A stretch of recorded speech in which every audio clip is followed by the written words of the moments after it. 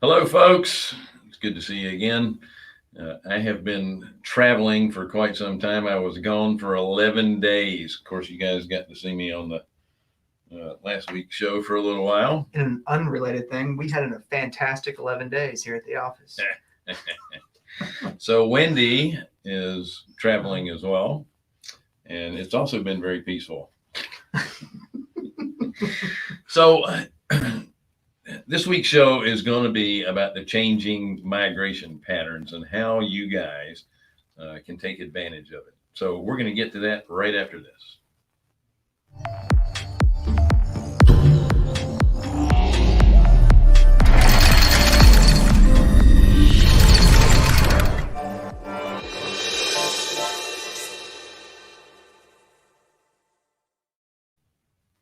Once again, thank you for joining us on the Real Estate Investor Show. Hard money for real estate investors. We are Carolina Capital Management.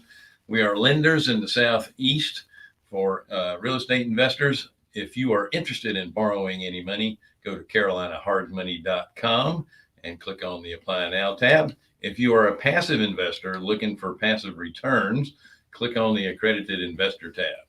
Don't forget to like, share, subscribe, and hit the bell. And lastly, don't forget to sign up for Wednesday with Wendy. Easy for me to say. With Wendy. Yes.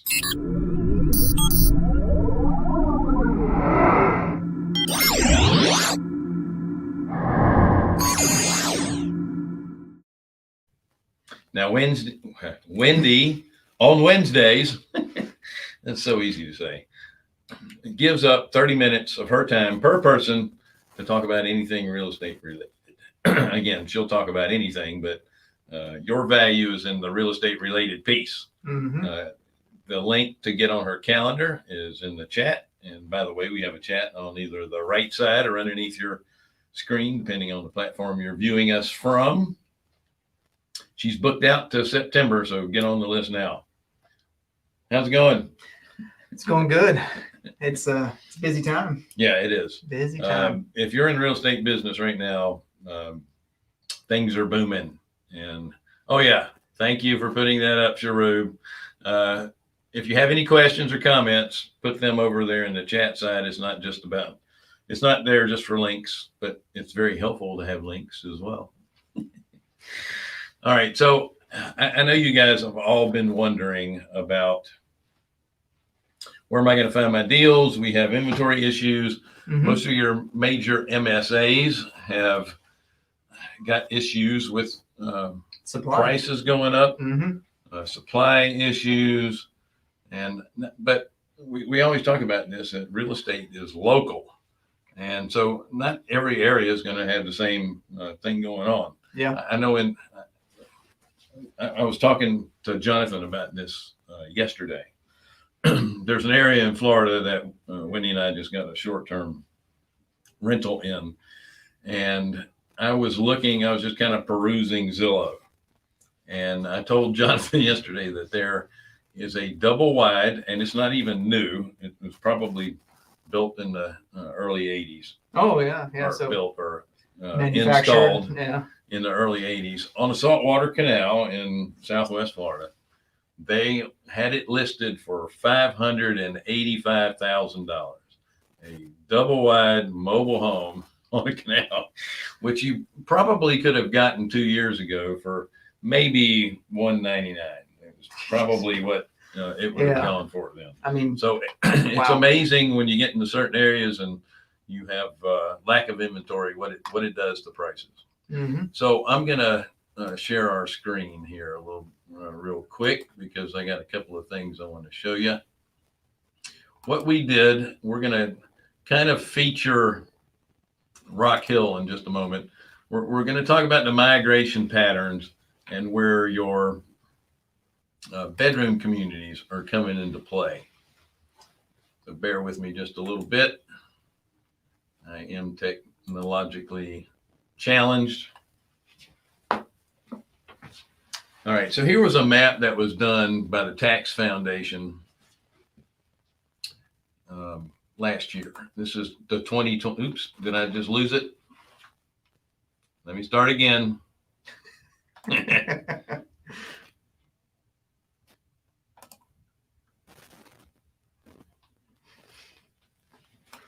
I thought I'm going to have to back this up. I apologize, folks.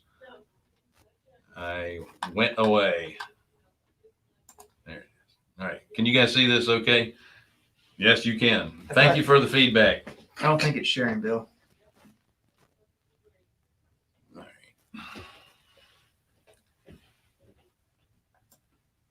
All right. So do me a favor, guys, in the background. Give me a thumbs up if you can see that screen or not. Scott or Sharub is no. She's saying no. Okay. So Yeah. let me share. Yeah, go back to yeah. I told you I was not technologically. There you go. Click on that one. Yeah, and then share. All right. Here we go. There it is. Now it's sharing. All right. It's there. So sorry about that, guys. All right. So I'm going to have to start this over. All right. So here's our map. Mm-hmm. The green is where people are moving to, and these are the top 10 states for either inbound or outbound migration. So the green is where they're moving to, the red are where they're moving from. And if you'll notice, we're smack dab in the middle of the green. Seems like there's a lot of migration into the southeast. Obviously, the folks from now, it doesn't mean that Texas isn't getting plenty of people. We know that. We also know that Nevada is getting a lot of people from California, and so is Washington. It's just that they're not the top 10. Yeah. That said, so you can see number 3 and number 5, Oregon and Arizona for inbound. I mean, that's probably correlated to the exodus of California. Number 1 is Idaho. And number 1 is, it's probably all going to Coeur d'Alene, Idaho. Yeah. we have some friends that live there, and it's crazy. I think Mm-hmm. Florida's crazy. Coeur d'Alene, Idaho is nuts. But look at number 2. Number 2 for inbound migration. South Carolina. South Carolina. And we're gonna show you a bedroom community of Charlotte, which is Rock Hill, South Carolina. That is exactly where our office is located.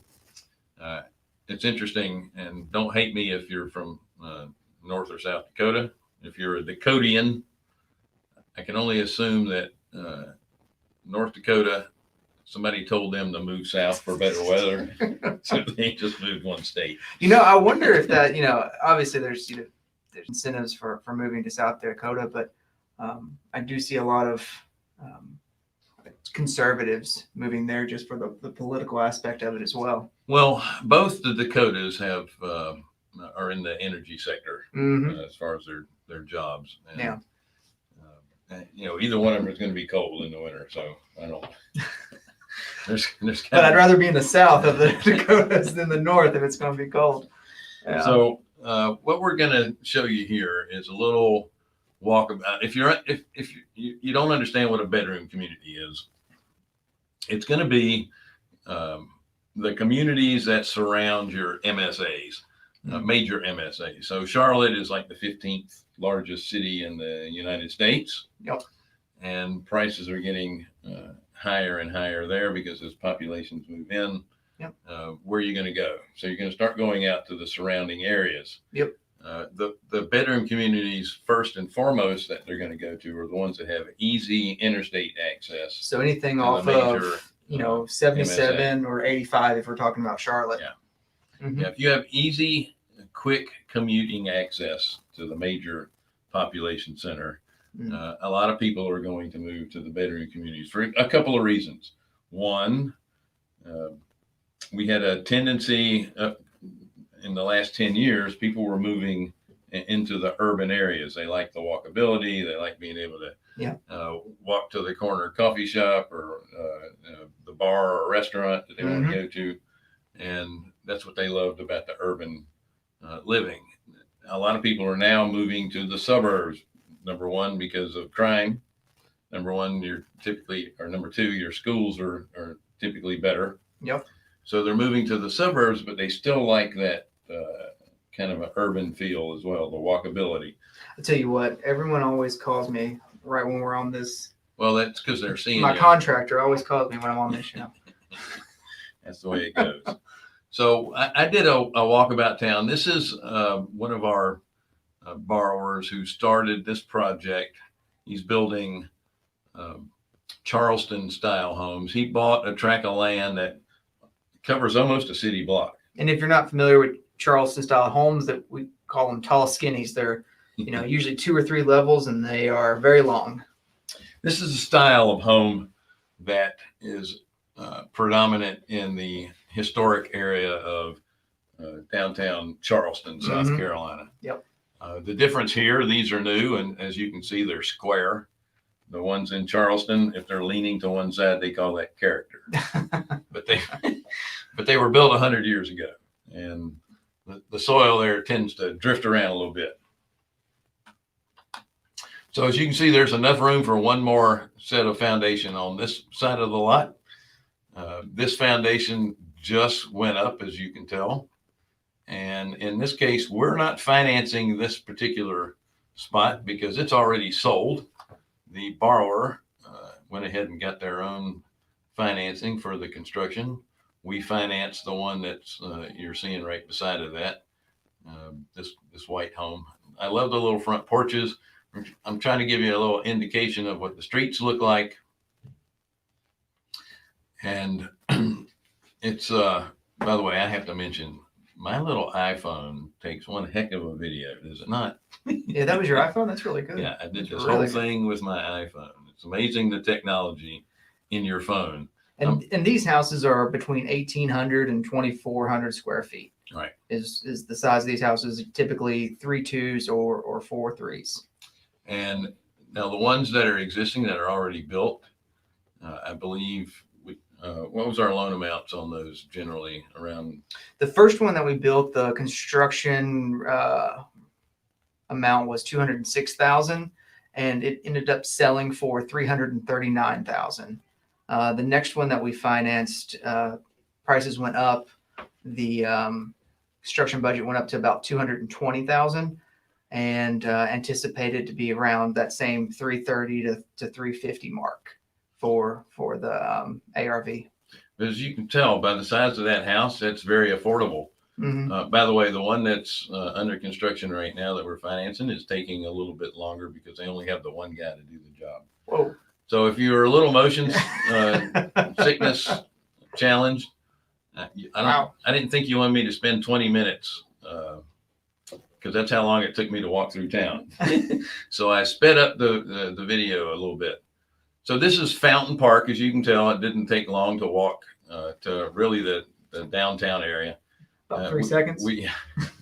We've been here for 5 years, and the one day I decided to film town, they got half the water out of the fountain. The fountain is under maintenance.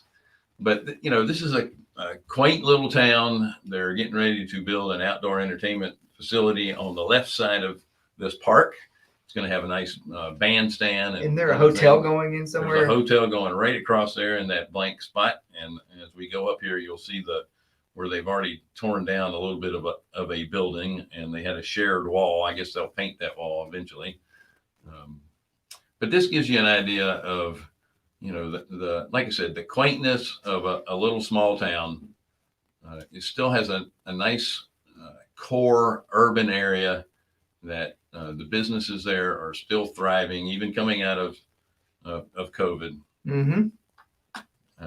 These buildings were built between very late 1800s and probably around 1930, 35. I'm going to back this up just a little bit. I want to show you this.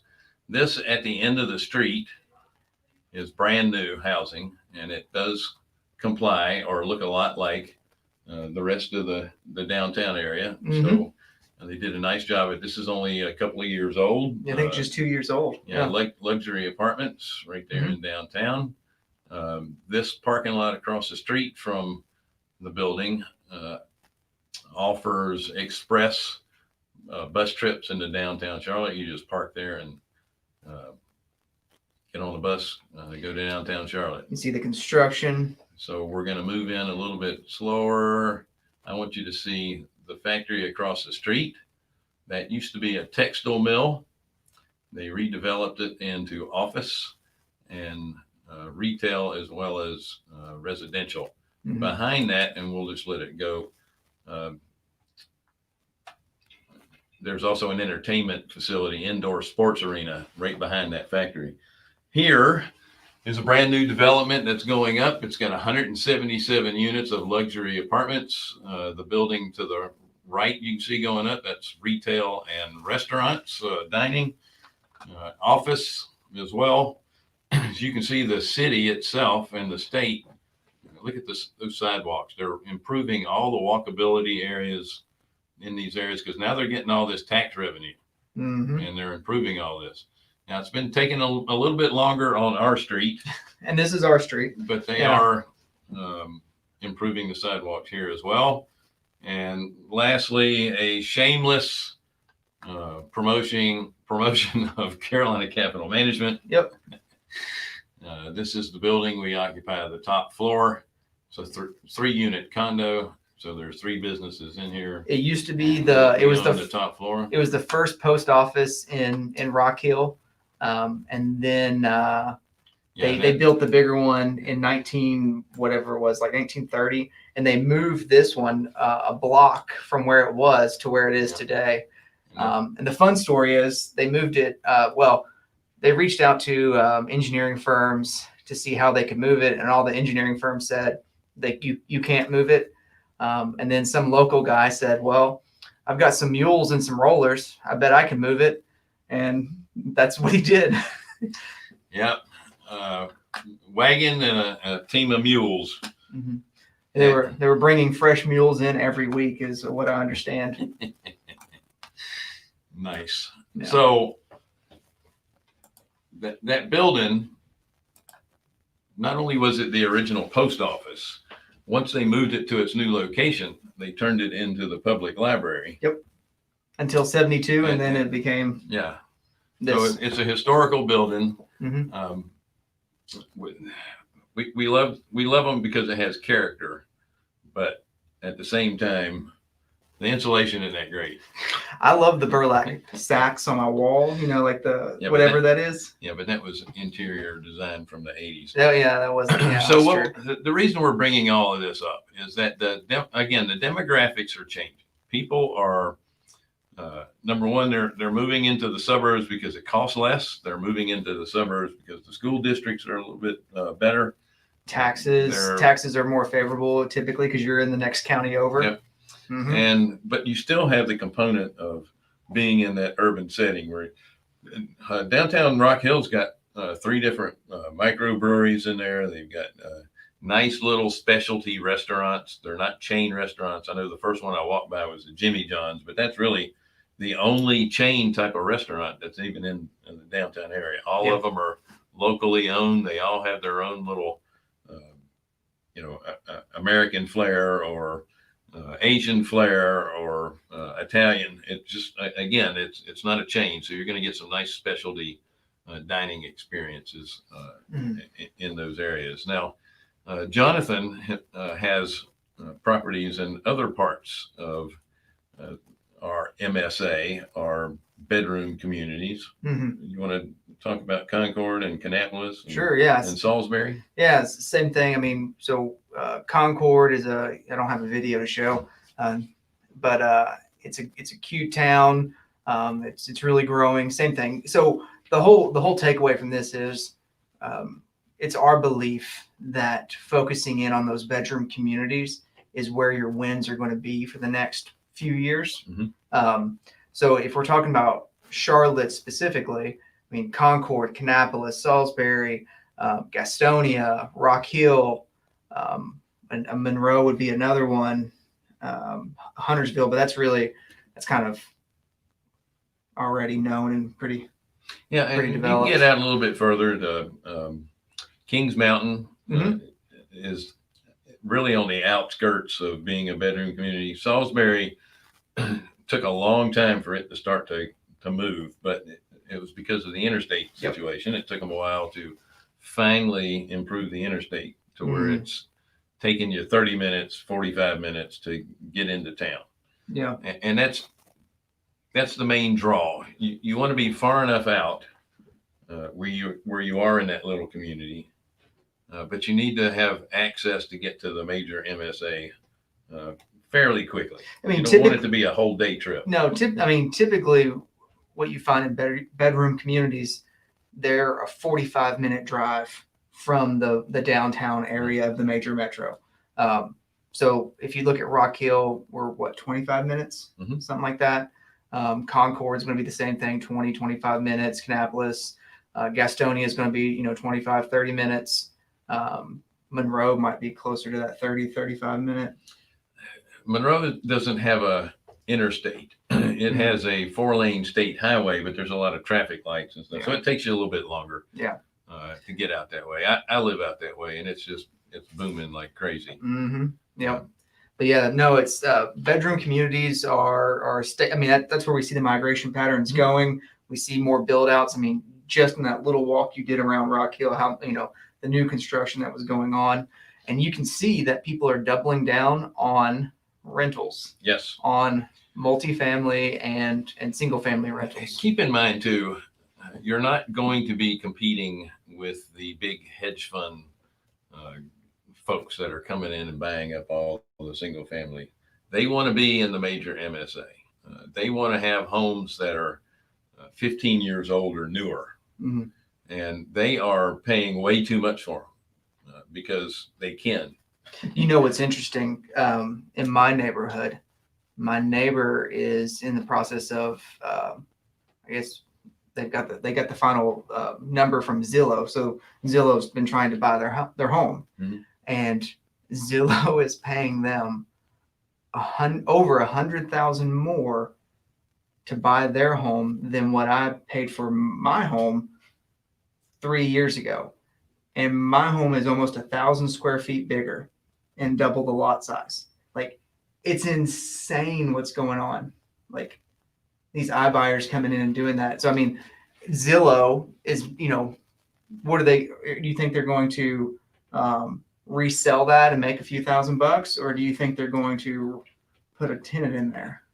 Well, it's hard to say because you get them up to a particular point and you can't justify renting it. Well, it depends on what your cost of carry is on your funds. And I heard something recently that Zillow's, whatever it's called, purchasing directly is actually, they continue to lose money in that particular side of the business. So while they have plenty of money, they're not going to continue to do something that's losing them money. So I don't know how far that's going to go with that part of the iBuyer thing. Well, what do you like? I'm just thinking out loud here. What would motivate someone to do something for an extended period of time of losing money? It's not because they're stupid. Well, sometimes they need to write off other parts that's making money. Perhaps. I mean, or they're banking on something else. Yeah. Listen, single family rentals is very popular because, let's face it, you can't put your money in anything else that is going to produce a decent yield. The reason the stock market is booming is because you can't make any money in the bond market. The companies that are starting to pay dividends, you're going to see a lot of people dumping money into their stocks. And did you see Winn-Dixie? Man, Winn-Dixie did a great job. No, I did not. The people who invested in Winn-Dixie, I think they, I was just reading a quick article this morning. I think they're going to get an $87 million payout from the cash that Winn-Dixie has because how well Winn-Dixie is thriving right now. Interesting. Yeah. Well, this is for another show, but the part. See, and Brian made the point that I was alluding to. Amazon lost money for a long time to gain market dominance. Who is Amazon fighting against right now? BlackRock, other large hedge funds for the buying homes. For the buying homes, yeah. So, I mean, to gain dominance, I mean, like, you have to lose. I mean, in this market, you would have to probably lose money. Yeah, Brian, one of the reasons Zillow gained so much market share was because your National Real Estate Association kept giving them all their leads. Yeah. Oh, and I saw the fee for Zillow. It's 1% fee. Yeah. So I mean, like, if I'm a real estate agent, man, I'm I'm starting to get a little nervous. It's a shame the realtors were sold out by the National Association. Oh yeah, because they kept giving them all the access to the MLS, and they wouldn't be anything without access to the MLS. So it's their own fault for. Well, yeah, and Scott asked, "Are realtors going the way of the dodo?"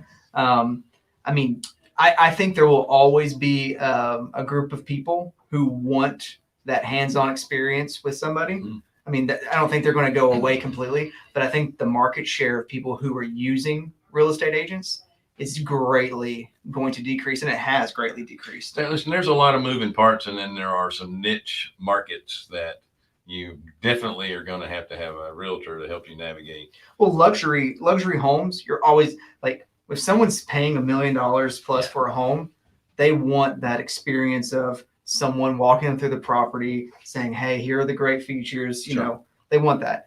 But on the more affordable housing side, I think people are looking for ways to save money.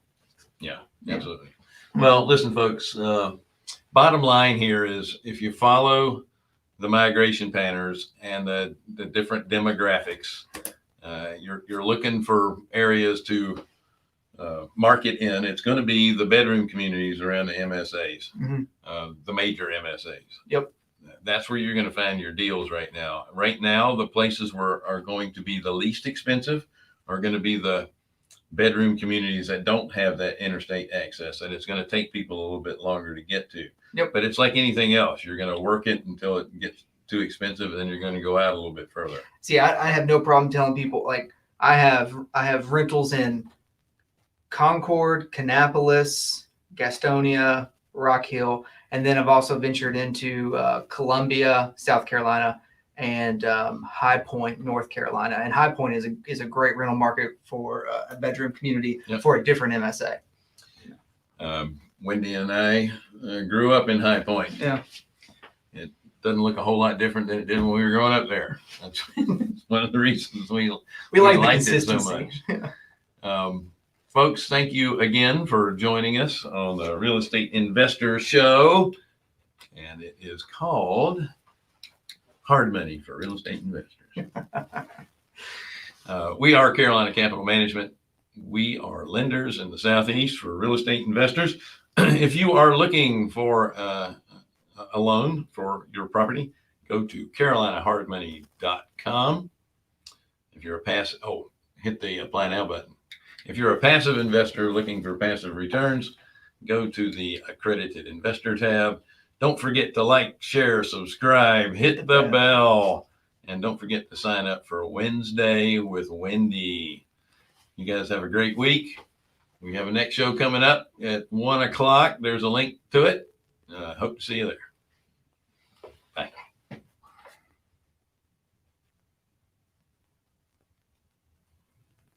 was still good.